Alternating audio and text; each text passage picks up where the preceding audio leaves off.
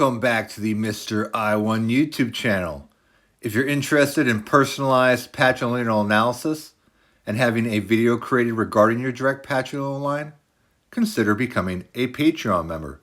There is a link in the description of this video. The story from my Patreon members' direct patrilineal line begins over 4,000 years ago in modern-day Sweden. He is positive for major branch IZ63. Albeit dating to the late Neolithic, it does have a strong correlation with East Germanic tribes a few millennia later. As a result, I hypothesize that Mr. IZ63 and many of his patrilineal descendants probably lived for millennia somewhere in the green shaded regions of southeastern Sweden, prior to a large number of his descendants deciding to cross the Baltic Sea over to northern Poland at the start of the current era with the Wilbark culture. As of the making of this video, we still do not have any IZ63 ancient DNA samples from the late Neolithic or the Bronze Age. My Patreon member is an Australian, but his direct patrilineal line can be traced back to an influential family in England that adopted a habitational surname based on the region of England where they owned land. To quote Wikipedia, quote, the estate of Acland in the parish of Lankey near Barnstaple in North Devon, England, was from 1155 the earliest known seat of the influential and wealthy family of Acland, to which it gave the surname de Acland, end quote. In the following map, you can see the location of North Devon in southwestern England, where Acland is located.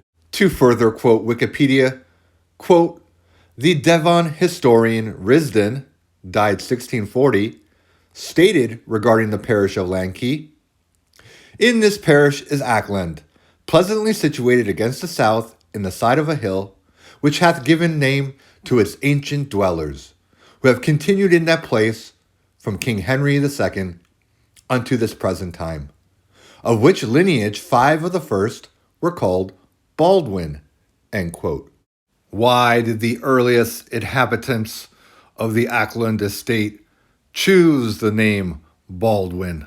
Quote, in the opinion of Hoskins, 1981, the early and repeated use of the Flemish first name of Baldwin suggests that the Acland family probably migrated to England from Flanders soon after the Norman conquest of 1066, end quote.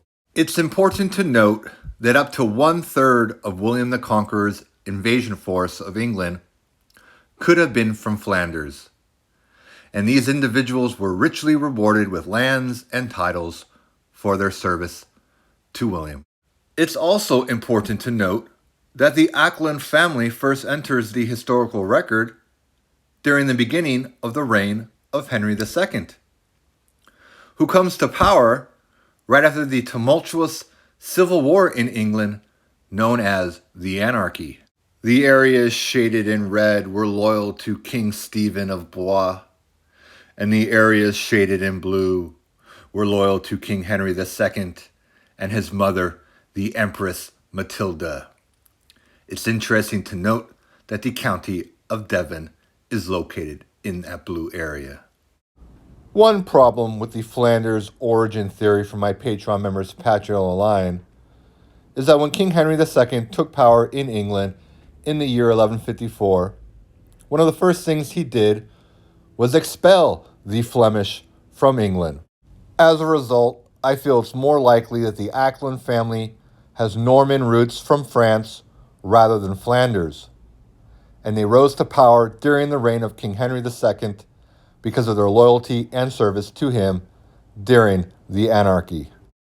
To quote Wikipedia, quote, during his reign, Henry, like his grandfather, increasingly promoted new men, minor nobles without independent wealth and lands, to positions of authority in England, end quote. My Patreon member is currently awaiting his Big Y700 SMP results. But that being said, he did test positive for the 6634 branch with 23andMe.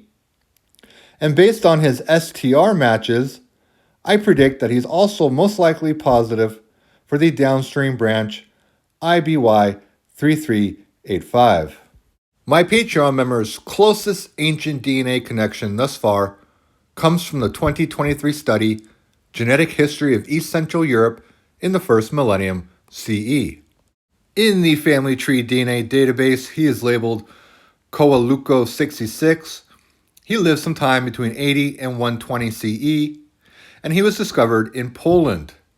He was part of the Wilbark cultural group. His patrilineal line branches apart from my Patreon members' patrilineal line with the I-BY3385 branch, which predates this ancient sample by several centuries according to family tree DNA mean age estimates. In the following map from the study, you can see the location of Koaluko in west central Poland. My Patreon members' predicted terminal subclade of I-BY3385 with an age estimate in the pre-Roman Iron Age predates the migration of East Germanic tribes from Sweden to northern Poland with the Wilbark culture at the start of the current era. So it's theoretically possible that my Patreon members' forefathers might have never entered continental Europe with East Germanic tribes, but rather his forefathers might have stayed in southeastern Sweden leading up to the Viking Age. Another issue with the Flanders origin theory is that the Vikings were not known to have settled in Flanders like they did in northern France. So all things being equal, I feel that the Acland patrilineal line has Viking roots in northern France, whether they entered England during the reign of William the Conqueror or King Henry II. Besides the Norman Viking descendants, the only other ancient Germanic influence in that region of northern France and Flanders, Belgium, that I'm aware of is the Franks. But they were a West Germanic tribe, so in my opinion, they are a less likely candidate to be carrying IZ63 subclades. Similar to the West Germanic Franks, IZ63 is also pretty rare amongst the North Sea Germanic Anglo-Saxons. So I think it's unlikely that his patrilineal line would have entered North Devon with them. I would also expect to see different branching if that were the case. Furthermore, I find it unlikely that King Henry II, who had Norman and Angevin roots and heritage, would promote someone of Anglo-Saxon heritage to a position of power.